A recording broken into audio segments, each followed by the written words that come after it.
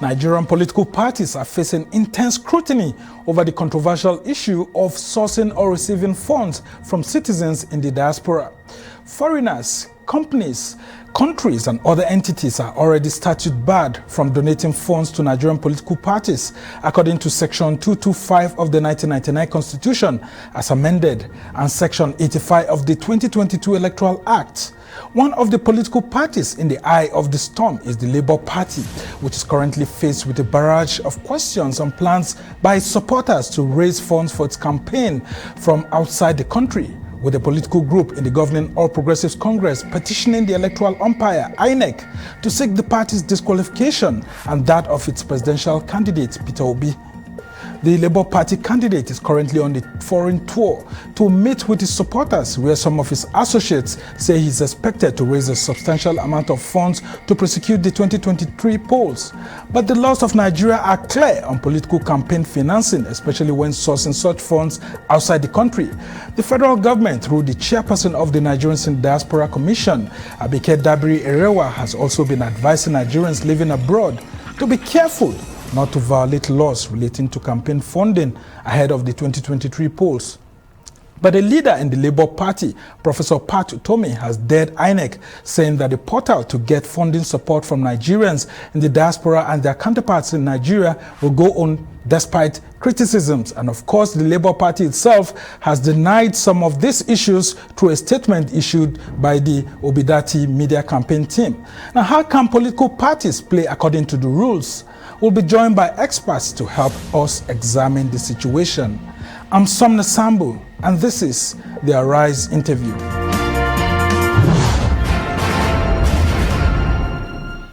A very warm welcome to the program. Now, a support group in the governing All Progressives Congress, the Tinubu Shetima Connect, is urging Nigeria's electoral body, INEC, to disqualify the presidential candidate of the Labour Party, Peter Obi, and his running mate, Yusuf Datibaba Ahmed, from the 2023 presidential contest due to an alleged violation of the Electoral Act. In a statement signed by the convener, Adebanjo Moyoshore, the group says it is illegal to raise campaign funds from abroad through unknown sources or unidentified groups. The group has also vowed to take legal action to prevent the Labour Party from participating in the 2023 election for allegedly engaging in activities which contravene the Constitution and the Electoral Act. This follows the inauguration of an 11-man diaspora committee to organize fundraising activities by the national chairman of the Labour Party. Well, but in a reaction, the Labour Party has denied the allegation that its presidential candidate is in violation of the Electoral Act on election financing. The Obidati media office says that Peter Obi and his running mate are a knowledgeable duo who operate within the law. Well, to help us understand these issues, I have joining me in the studio Okoy Bono Obla, a legal practitioner, writer, activist and former senior special assistant to President Muhammadu Buhari on prosecutions. And of course, we have Dr. Sam Amadi, who's a rights analyst and the director of the Abuja School of Social and Political Thought. And joining us from Lagos is the spokesperson of the Third Force Coalition of Labour Party, Tanko Yunusa. And of course, we have joining us from the diaspora, Washington, D.C. in the United States, Onyegandi Chukwunyere, who is also the spokesperson for the African Action Alliance, AAC, in the 2023 Presidential Campaign Council set up by the presidential candidate and the party. He's also a lawyer, public policy analyst also. Well, gentlemen, welcome to the program. And let's start with you, Bono Obla. You wrote a very lengthy piece trying to caution political parties on the need for them to have a proper understanding of what the 1999 Constitution says in Section 225, and of course, you have the Section 85 of the Electoral Act pointing to these issues that have to do with that of receiving monies from abroad or of donations and all of that. So just tell us a little bit about why you had to engage in that exercise. Yes, because as a very conscious citizen of Nigeria, we have to monitor what is happening in the politics of the country, as elections are just around the corner. And this is an issue, campaign financing. This is an issue political parties have not taken seriously.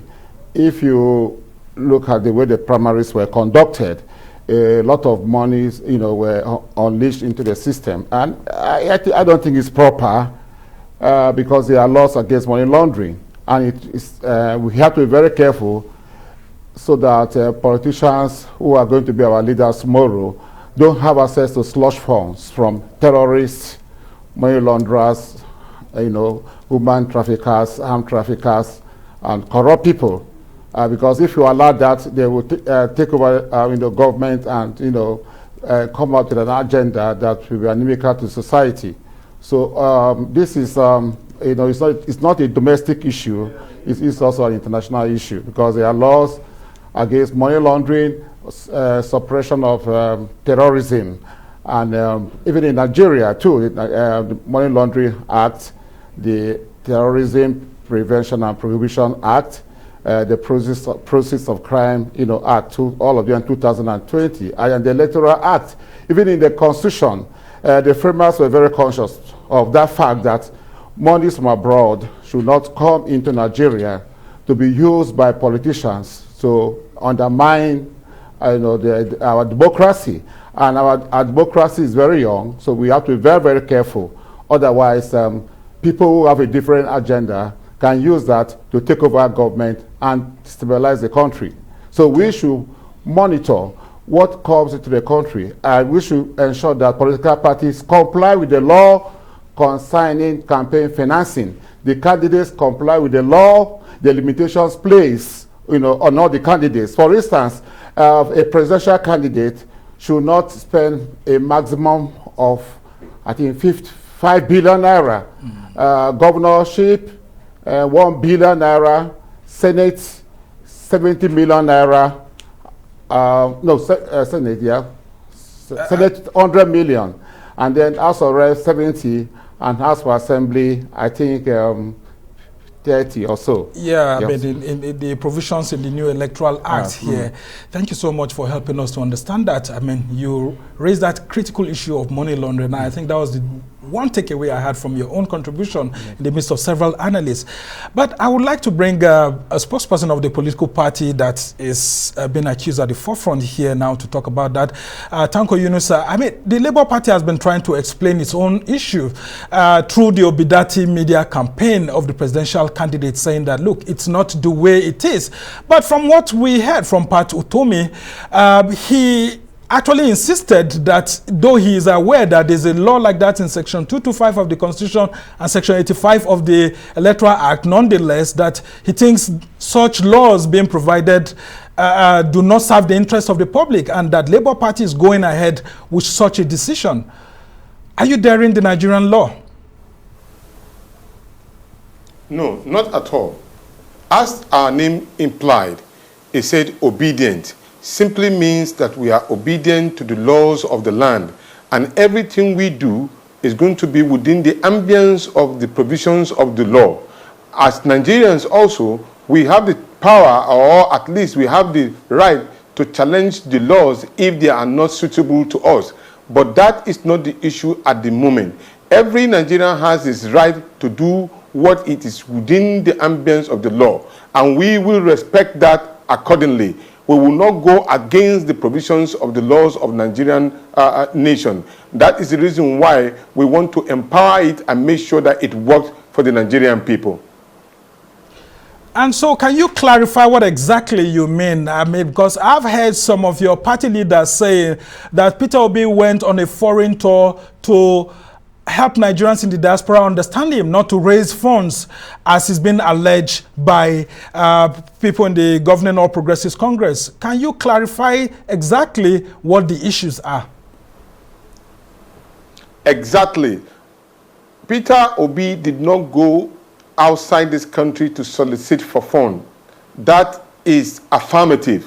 What he did was simply to visit our brothers and sisters who are in the diaspora, who have been pushed out of this country due to bad leadership. Many of them left this country not because they are willing, they want to go, but they felt that the country was not working. And I think credit should be given to Peter Obi for the ability to galvanize the Nigerian people in the diaspora, giving them hope that yes, Nigeria can work and work under its leadership. Now, somebody, let's look at it. These are people in millions who have left the shore of this country. Doctors, teachers, technocrats, businessmen, persons with disabilities. All of them have left this country not because they want to leave, but because they felt that the country is not working. And so therefore, he traveled to tell the Nigerian people outside the country that there is capacity in him and that he can move Nigeria from a docile country to a workable country. He can also tell them that, yes, whatever it is that they are trading outside can be done in Nigeria. In fact, what he had done was to tell them that in no distant time they should come back to Nigeria and help rebuild the nation. These are people who have been contributing to the development of the country even when they are outside the country. They send millions of nairas back home to their families to take care of them. And so therefore, such a constituency cannot be ignored. What he simply did is go there, meet with them, have a consultation with them and tell them that, look, yes, I know we have had series of bad leadership in the past, but here we can have hope because I have this capacity to turn around the fortune so that you will not only be sending money home, you will be able to use your money for the betterment of your people back at home. And that is exactly what he's going outside the country to do.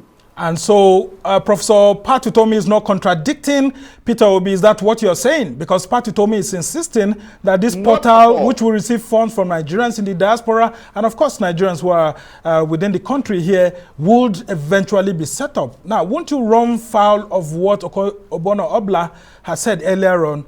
Accusations of money laundering, accusations of several people, including drug traffickers, maybe wanting to donate funds and all of that. Let's be clear. I listened to Professor Pat Utomi's position, which is very, very clear. There's no ambiguity in what he's saying and what I am saying. What we are saying is simple. These are Nigerians living outside the country, and they have a right to, they have been giving money to their own brothers and sisters at home. Do you call that money laundering? They give their people who are in a total abject poverty, which has been the position in which the government have put them into, or leadership of the past have put them into. And so they've been helping their people. Would I call that money laundering? They've been helping, they've been even building businesses at home. Some of the businesses that they built at home are so large and economically endowed. Would I call that one money laundering? They are helping their people. Are we now saying that we are exercising Nigerians who are living outside the country in order to help the country? No, I think we should give kudos to the ability of Peter Obi for him to have gone outside the country to mobilize Nigerians and giving them hope, rather than castigating and preventing a kind of a position that is the kind of position that he did not even venture for. Because the truth is that all the programs that you saw were based on governance issue, leadership issue. What do we do to bring the Nigerian people out of the shackle of poverty that they are already in? That is simply what. There was no any program where you see anything about fundraising for Peter Obi in any of the diaspora country that he has gone to. So please, we know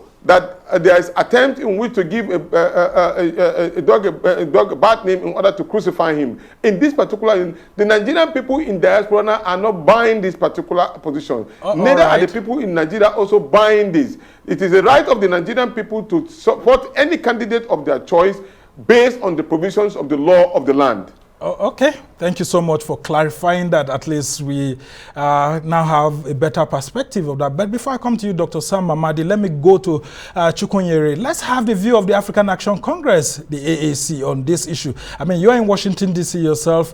What's the norm like? I mean, we all see in several election cycles within the United States where the emphasis is always okay, sorry, I'm being told that you're in Pittsburgh, Pennsylvania. And so we all see how there's that emphasis always by the U.S. institutions to safeguard the country from receiving funds from foreigners. Just tell us about the view of the AAC on this. Well, the African Action Congress is very clear on its principles regarding the conduct of elections. We believe that elections must be free and fair, must follow extant laws, rules, and procedures, must be conducted in a way to extract the pure will of the Nigerian electorate. Now, what we have seen over time is a bastardization of these extant laws and the existing systems by the People's Democratic Party, PDP, and of course, subsequently and currently the All Progressives Congress, APC. Now, it is not a surprise that certain politicians will seek to play outside the game, and we're not familiar with these allegations currently being discussed. But what we know is beyond the instant case, there's a rampant attitude amongst the current crop of Nigerian politicians in the so-called established parties to play with the laws. In the recently concluded elections in Osun and I believe Ekiti states, we saw that agents of both the PDP and the APC were openly bribing voters. We're also aware of plans to bribe voters in the coming elections. And these are pure criminal acts, which the APC administration, when it's the AAC administration, when we come into power in 2023, will move very strongly to stop. So this essentially is an expression of the abuse of the rule of law by these parties and their candidates, where a set of laws exists for them and another set for the ordinary people of Nigeria. And we're just going to ask the Nigerian people to be very, very vigilant. Any infractions we notice in the course of these elections, of course, we're not going to hesitate to make them public and to prosecute our campaign on those bases. Okay, thank you for that perspective. And I come to you, Dr. Sam Amadi. Tell us about the constitutional foundation for this specific law being added in the ground norm of the country and, of course, being repeated in the Electoral Act again. And, of course, supporters of the Labour Party are not sleeping. They've been accusing the All Progressives Congress of doing the same in 2015 when President Buhari was receiving donations from across the world and all of that. And they are saying that if the APC didn't know that such a law existed then, why is it trying to bring such laws to the fore at the moment? Thank you very much. I think there are three issues here. One is legality. One is, of course, implementation, like the last person pointed out. And again, the question around reasonableness. So let's start with legality. Clearly, the Constitution intends to prohibit foreign financing, whether of campaigns, whether illegally, or whether criminal or terrorist related, or whether money laundering. The language says, is prohibited. But again, the Constitution fails because of usual inelegance in drafting, and so says political parties shall not return or keep. And so the argument is that any person or group, apart from political parties, can. Now, it's going to end up with judicial interpretation around when the Constitution says political parties, and since the Constitution says the candidates are political parties that really canvass for votes, and the Supreme Court says that candidates are agents of the parties. So one can argue that that phrase also catches up with candidates and all that. That would be debatable. That's the first issue, legality. The second issue around it is reasonableness. And again, the question is, should the Constitution have prohibited Nigerians in diaspora and all kinds of foreign financing, whereas non-Nigerians in Nigeria can actually finance campaigns? It seems to me, like Obla said, that these laws were made with a certain constitutional impetus, which is this notion of manipulation. After neocolonialism, imperialism, the constitutional language and norms revolve around protecting the country from external influence. So we've seen much African countries develop their constitutional order with the notion that there's somebody out there trying to manipulate them, trying to influence them. So it keeps a blanket prohibition of foreign financing. But again, if you look at the U.S. Supreme Court struggling with the issue around campaign financing, there are three principles that are key here. One is the notion that campaign finance is a form of speech which should not be regulated. And so that's why the U.S. Supreme Court takes the view that corporations have a right to speech, and therefore they can finance. And many Democrats have argued that corporations are not natural person, and therefore should be for natural person. In the U.S., it actually breaches the 14th Amendment for you, or 13th Amendment, for anybody to control the right of people to finance, which is a form of speech. Maybe, maybe not. The second issue has been the issue around egalitarian equalizing. You don't allow the billionaires to drive away the voice of the poor people. So you regulate how much each person can contribute. So that regulation allows, if you want to raise more money, then talk to many people. And the third issue of corruption. And the U.S. Supreme Court said, yes, the state has overwhelming interest to control corruption in politics. So that's where the issue of money laundering. Now, if you bring it to practicality, P2B has not violated the law because he has not received or kept foreign finance. Officially. Officially, he has not received. Officially. So the mere fact that even if he solicited, it's not enough to warrant the sanction the law puts. And the second point is also around, do have the regulatory capacity? That's the second thing. The INEC has not put out very strong guidelines. If you look at the Electoral Act, INEC is supposed to put out guidelines stipulating, together with the financial institutions, on protocol, processes, the reportings. It's not just about foreign money. How do you determine who pays what? There should be clarity. Who contributes to the party? Okay. How much?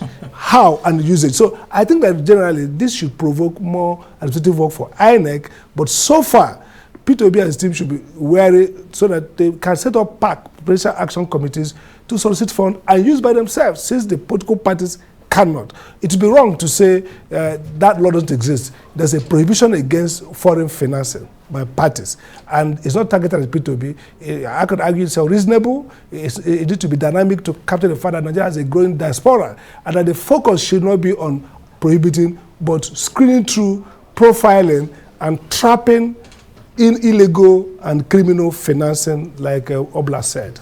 All right, although you didn't touch on the issue of the APC in 2015. PDP also, we are late to have done it. Yeah, I mean, the allegations are there. Saudi Arabia.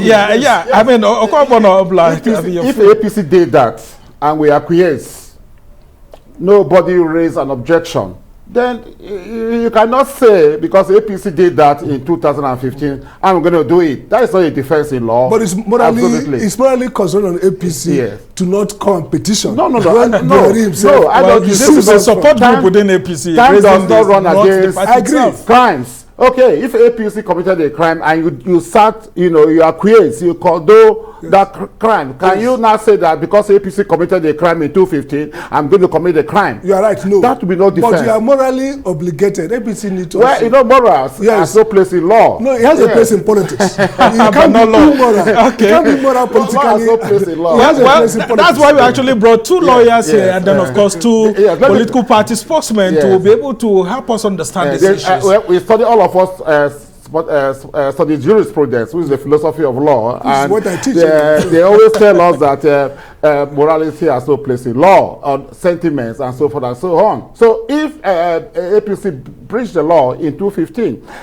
Labour Party cannot say that, oh, because APC breached the law, we are going to breach the law. I don't like the attitude. Let us respect the laws of the country, because this is a party that says we want to reform Nigeria. The reform of Nigeria will be premised on law. And now when you say that I'm not going to obey the law because the law is against me, or the traditional parties, APC and PDP, have breached the law, I'm not going to breach the law. And then how do you now convince us that you are going to set up a new agenda for Nigeria? Because if you want to reform the country, you have to use law. No, to be clear, nobody has breached the law now. No, where? To be clear. It's a let me come in here, Bono Obla. Yeah. What do you make to the argument that actually this relates in the writings and the spirit of the Constitution, that it actually relates to the political party, not the presidential candidate? Because the presidential candidate is not mentioned. It's only the political parties that are mentioned. Yes. I think that argument is wrong. It's an ideal argument. We do respect to those who are canvassing the argument. That section is only applicable to political parties because candidates were not mentioned. But candidates are the beneficiaries of funds raised by political parties abroad. So if you say candidates are not, because they are not mentioned, they are not, they are not, liable to comply with the law, you are wrong. Yeah, I don't agree with that argument. You also have to look at the Electoral Act. The Electoral Act is more elaborate than the Constitution. Yeah. It says, an individual should not, receive more than this, or should not pay more than a certain amount, 10 million naira to a political party. A candidate should not receive, so that omission in the Constitution has been provided in the Electoral Act. Okay? So the Electoral Act further says, look, if you receive money, more than 1 million naira, you have the political party must disclose where that money is coming from, give the address of the donor, and so forth and so on. That if you donate more than 50 million naira, the political party must provide the person who donates the money, and nobody should donate more than 50 million naira. So I think the whole thing is clear. All the political parties should be, cautious, on how they collect money from the public. Because if you collect money, you have to disclose the person who gives that money, if it is more than 1 million naira, and the source, because there's illegal money, illicit money, can easily filter into the system. And that is what we call money laundering. Because the money launderers, they use the process of the financial system. They use the financial system to clean up dirty money, and that money will become legitimate. They invest in real estate and other investments. Okay, so that was like the spiritual thinking. Yeah. They thinking of the spirit of the writers of the Constitution. Can I just comment? There's a difference very between, quickly. There's a difference between prohibition and disclosure requirements. Disclosure requirements, even if it's clean money, even if it's money from Nigeria, you have to disclose, like I said. But prohibition, the language of the Constitution is problematic. It applies to the party, clear. Parties shall not hold or return. Now, you can argue that the candidates are agents of the party. So if you go to court, the Supreme Court might ask itself first, what's the intent of the Constitution? Does it want to foreclose totally, or parties? I would argue that maybe it wants to foreclose totally, but it can also be argued that it focuses on the political parties, and therefore citizens groups can organize themselves, raise money, and intervene in politics, just like you have in PACs in the US. It's a debatable, it's not clear. Yeah, I mean, very interesting perspective. Let me just put up this point. When we come back, if you can just allow me to, under our money laundering law. I will just allow you when we come back from the break, actually, so that you say that, and I'll be bringing him back, the spokesman of the Labour Party coalition, to help us understand this issue, because they are very clear, and of course go further on several issues. You're still watching the Arise interview. Time for a short break. The conversation continues. Stay with us.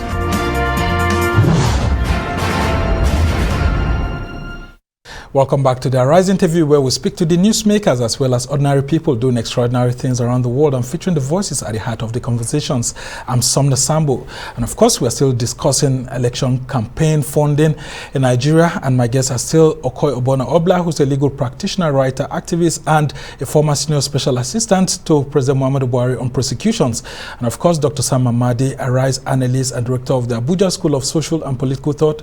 They're all here with me in the studio, and joining us from Lagos is the spokesperson of the Third Force Coalition of Labour Party, Yunusa, and of course from Pittsburgh in Pennsylvania in the United States is Onyegandi Chukwunyere, who's the spokesperson of the African Action Alliance, AAC, in their Presidential Campaign Council. Gentlemen, thank you so much for still holding out for us here.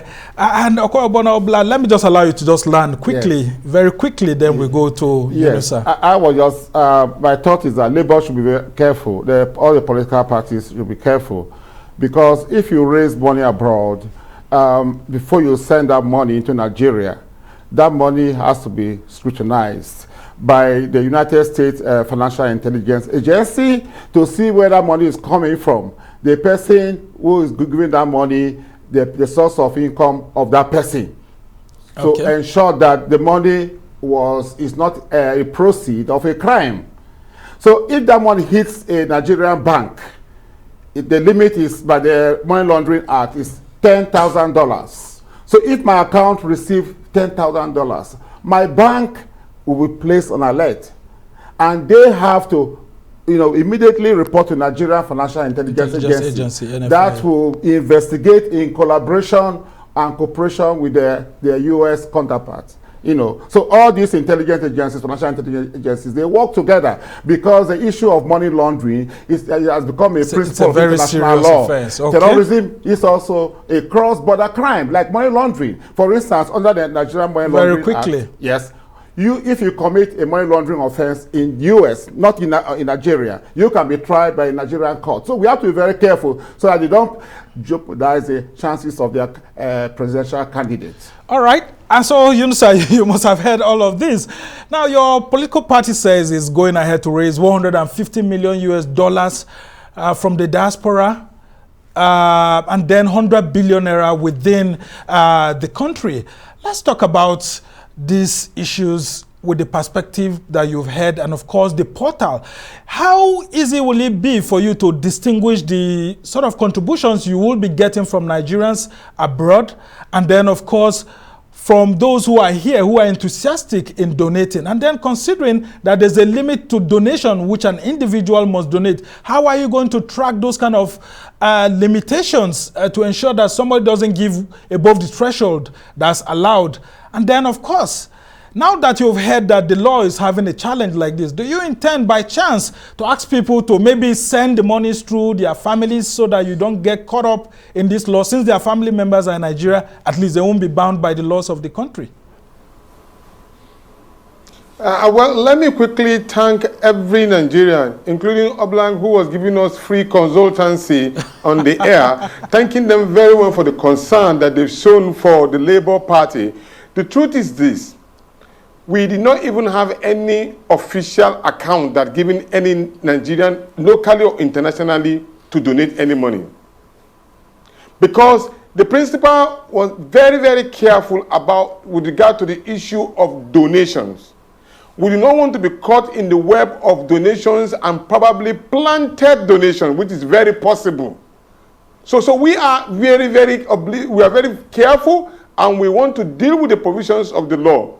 But in as much as we are careful about the provisions of the law, we want to thank every Nigerian that is in diaspora or in the country for showing love that they want to donate for this campaign, because they are aware that there are people who want to use funds to diminish or demarket what we have already started. The Nigerian people are the ones driving this particular process.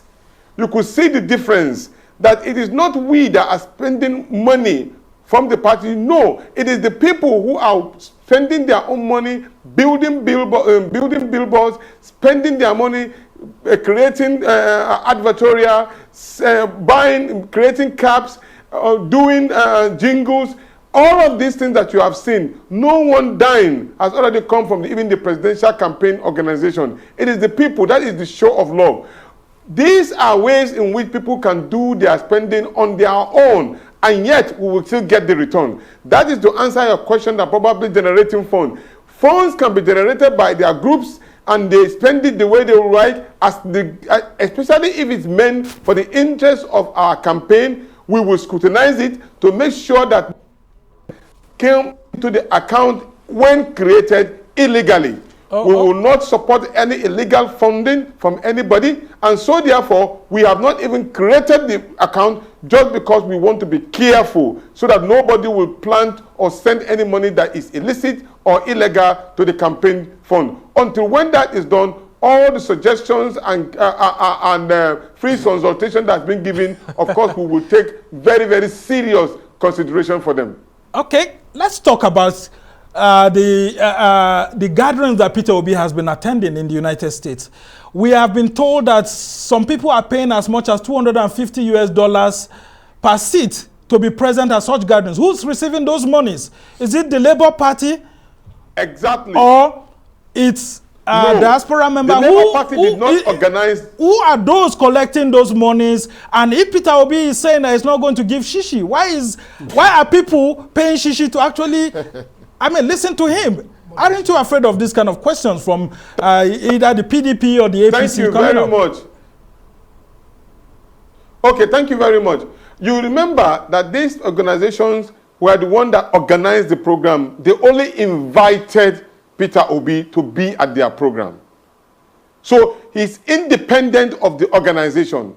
You organize something just like you, Sambo, in AIT, in Arise Television, when you organize program, you invite us. When you have people advertising in your company, do we now control of who advertise and bring money into your company? No.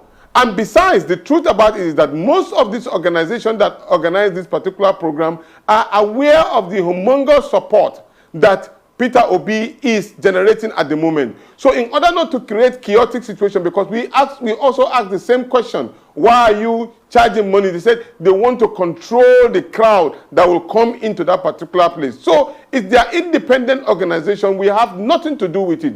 We only recognize the simple fact that Nigerians are being invited and we needed to communicate with Nigerians, consult with them, give them hope, because already they've lost so much hope in the Nigerian nation. In fact, the question you want to ask is that for the first time in the history of this country, you are seeing people even paying money just to come and listen to Peter Obi.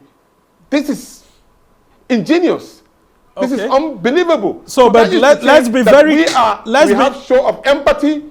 Let's be very clear. That money is not going to Labour Party. That's what you have told us.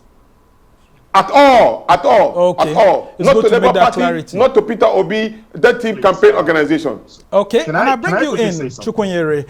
Tell us what it's usually like in the United States when you have this kind of fora where presidential candidates are meeting with people, and then some people would have to be charged for seats and all of that, so that people raise funds and all of that. Isn't it the norm in that part of the world? Well, the United States is a nation of laws. The rule of law is very, very strong. If you violate any sections of the U.S. campaign finance laws, you're going to go down, regardless of who you are. And the politicians here in America actually hire lawyers specifically to guide them in their conduct of campaign financing. And, there have been instances of those who went awry of the law and were held accountable for that. But I want to go beyond this, please.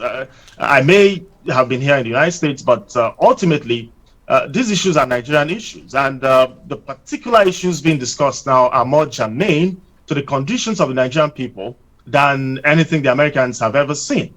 Now, Mr. Obla has spoken very extensively on the jurisprudence of campaign finance laws in Nigeria. But there is the danger of compartmentalizing these issues and discussing them in isolation.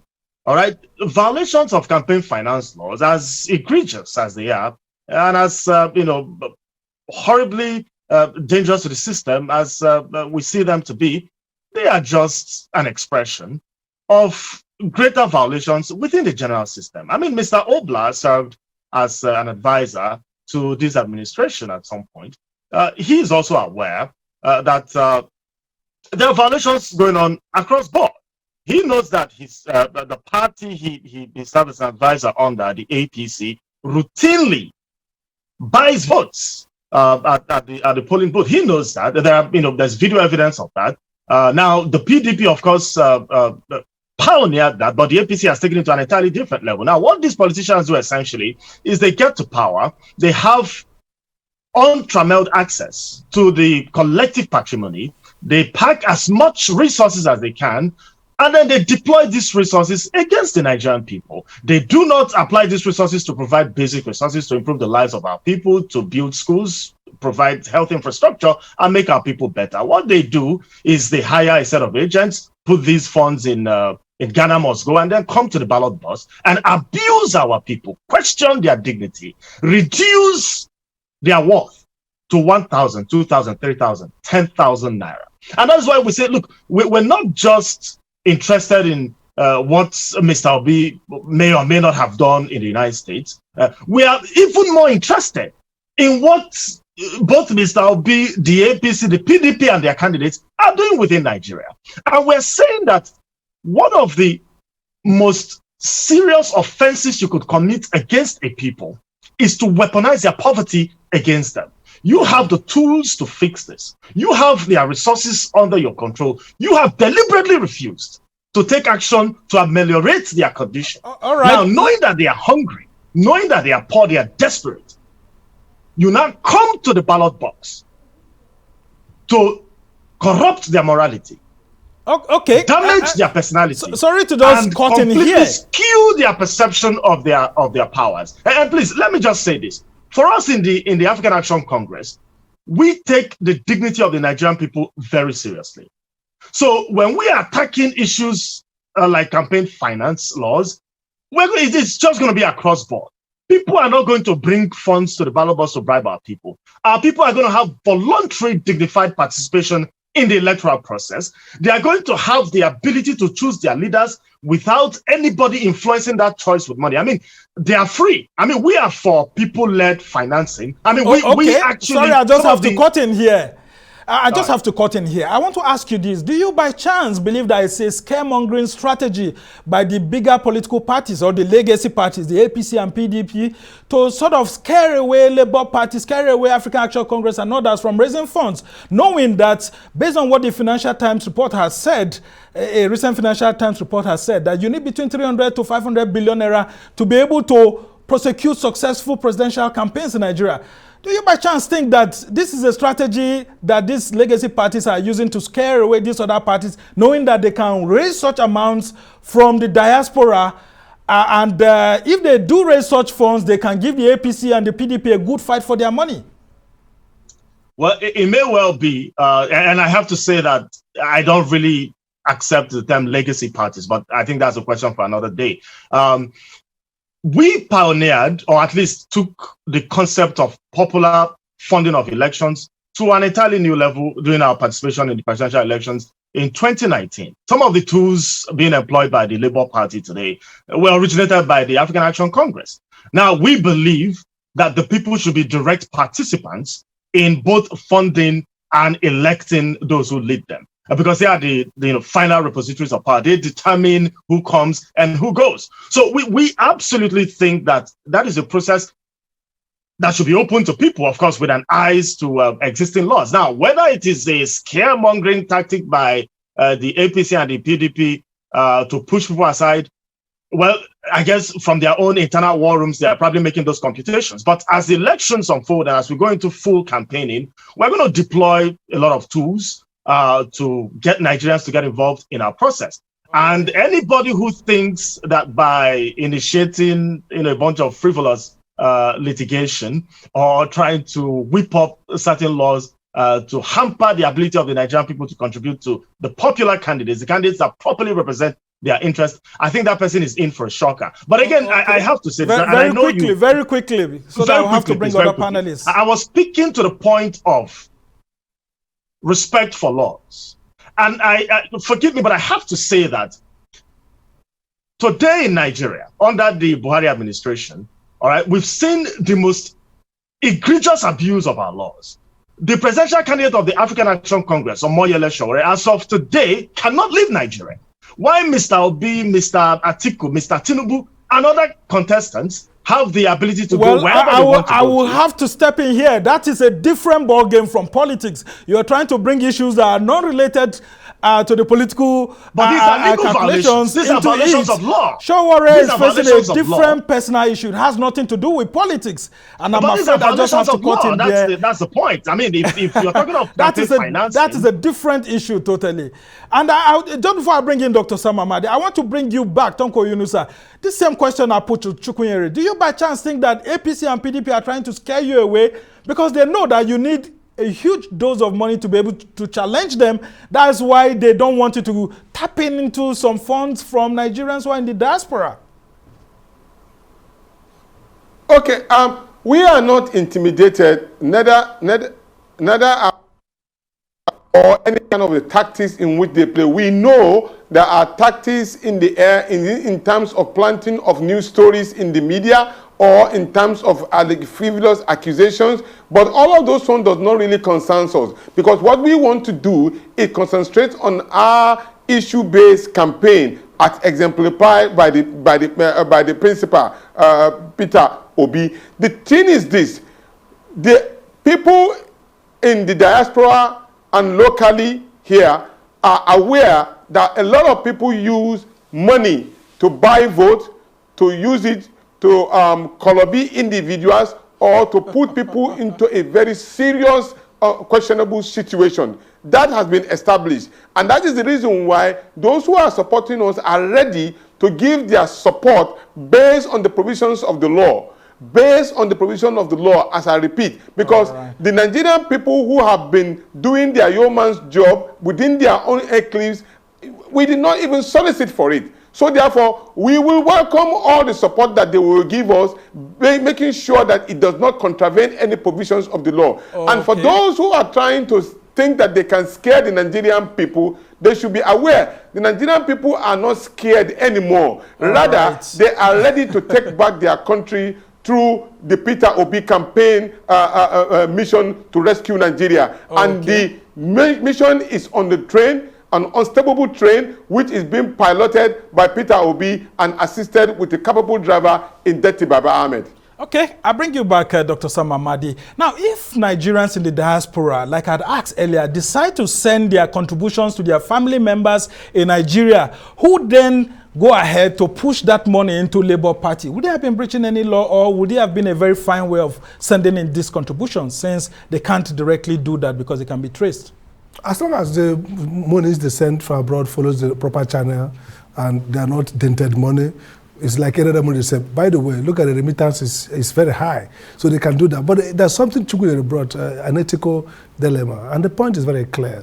You see, what P2B and others, including Showore, them are doing in terms of crowdsourcing, is actually the heart of democracy. You see, democracy requires people to own the process, finance it.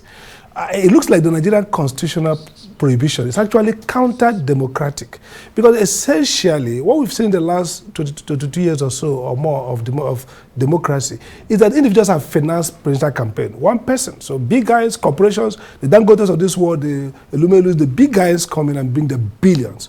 That is not democracy. And that's why in the US, the proper campaign finance is to cap contribution. The idea is to broaden base so that more people, if you want to make money, Obama raised a hell of money, Trump raised a hell of money. It means that they raise so much from too many people, each contributing the appropriate 1,000. The US benchmark is a $1,000 individual contribution. Corporations can contribute more. So actually, you asked a good question. The strategy of resurrecting this campaign finance law, which nobody did in 2019, nobody did in 2015, when a Saudi prince landed in Abuja with trunk load of dollar, and the prince says, look, there's inflation as a result of that in intervention. Nobody raises this issue. So one can argue that, is it really in the interest of democracy to bring up this don't crowdsource and then allow big guys to fund? Now, this is the challenge. If INEC is not going to come up with a template to police campaign financing so that nobody gives more than they approved, and therefore put the big parties on the same level as the small parties. So all of us will go to the Nigerian market of electorates and beg them for 1,000. If they can't do that, then they have no ethical obligation to come up against crowdfunding. I agree with INEC has Obla. a critical role to play in this regulation. Because the idea, this is very important, the notion of campaign finance is to stop the monopoly, don't let political market look like economic market. In the economic market, anybody who has any amount of money can spend it. It can kick people out of the market by buying up all the supplies. Okay. In political market, the theory is egalitarianism, similar voice, equal participation. Yeah. So if you allow a one party, man, one vote, exactly, if you have a party to carry all the money, governors have stolen money, presidents have stolen money, ministers, and they go and fund their party. And then you don't allow the small parties to source from Nigeria. That is both an ethical dilemma and undermines democracy. So I would argue that the P2B people should look carefully and process this money. The diaspora should send the money through any safe way to get to the candidates that all right, we have to bring in Bono Obla before we end. Just quickly, I want to add, in addition to what you want to say, aren't we supposed to also see the PDP, APC, and all of that also sourcing for funds or support from the diaspora? Or it looks like they are just waiting until campaigns begin before they can source for funds outside? Well, I'm not the APC spokesperson. Yeah, but you once work for the government. Maybe you share some experience. Yes, I'm an APC member. What I want to say is that you cannot send in any form monies that were collected from a foreign country into Nigeria, INEC has a duty to seize that money within 21 days if that money comes into the country. For politics? Yes. But for family, no? No, not for, no, we are talking about politics, okay? Family can now because the money was collected for political purpose. So, I also want to say that the framers of the Constitution were not foolish. These are supposed to be the wise people. The Constitutional Drafting Committee, the wisest among us. Professors. Full of incoherence. You cannot have, doctor, you cannot have a perfect constitution. Absolutely. Even America, we have seen American democracy, Absolutely. shaking in Trump's era, despite the fact that America has practiced constitutional democracy for over 300 years, premised on, the division of powers between the executive, legislature, and judiciary. As a matter of fact, our 1999 Constitution is modeled after American Constitution, and we saw the challenges, the stress that America went through when Biden won the election and Trump didn't want to go. Very quickly, in 60 seconds. Yes, quickly, I want to make this point that the law is there. We have to respect the law.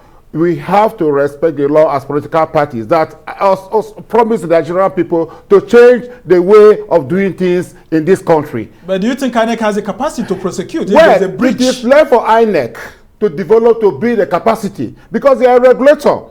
And I am very surprised that INEC has not come out with a code of conduct, a guideline to guide the parties on campaign financing. Absolutely. A very, very important issue, so that our politics is not hijacked by the rich people. That is if you look at the history of campaign finance in the US, there was a time the US politics was very dirty, until about the 1950s. The mafiosos, the Italians who came into America became mafiosos because they wanted to make money and become part of American system. So they were financing politicians. So that is what led America to enact the law on campaign financing. So let us stop money launderers and, so INEC should wake up. Criminal syndicates, yes, from hijacking the process. And the political parties to have a duty. I was very scandalized when political parties were charging 100 million naira for party primaries. It's wrong. Very quickly. Because it therefore means that if you're not a rich person, you cannot contest election. It's not good for the country. We must thank you for raising that issue. And of course, it's your party that's at the guilty person here. Yeah, because I suffered it. The guilty institution here. Well, we must thank you so much that you're speaking this way now, Bono Obla, because you are now on the other side, as it's usually said in politics. Well, we must end by stating clearly that the Electoral Act in Section 88 says that the maximum election expenses to be called by a presidential candidate is 5 billion naira. Let INEC tell us how to enforce it. The governorship is 1 billion naira. Correct. And then for senatorial candidate is 100 million naira. For House of Representatives is 70 million naira. For the State Assembly election is 30 million naira. Yes. And chairmanship to area council election, and goes down to 30 million and all of that. Well, these laws are made for the good governance of Nigeria. We just hope the regulator here, the Electoral Commission, INEC, will continue to uphold the law as passed by the National Assembly. We must thank you so much, Bono Obla, who's a legal practitioner, writer, and a former senior special assistant to President Muhammadu Buhari on prosecutions, and of course, Dr. Sam Amadi, a rights analyst and director of the Abuja School of Social and Political Thought, who have all joined me in the studio. And of course, joining us from Lagos is the spokesperson of the Third Force Coalition of Labour Party, Tanko Yunusa. This your title is confusing. When are we going to have a spokesperson for the Labour Party? And of course, Onyinye Gandhi Chukwunyere, who is the spokesperson of the African Action Alliance, and he is the spokesperson of the 2023 It's African Action Congress. Sorry. Thank you. Okay, you are the spokesperson of the Presidential Campaign Council, and we can only wish you well. You're also a lawyer too, and you've joined us from Pittsburgh in Pennsylvania, the United States. Thank you so much for joining us for this edition today of the Arise interview, and do join us again tomorrow from me and the entire team here in Abuja. Goodbye, and thank you for watching. I'm Sam Nasamu.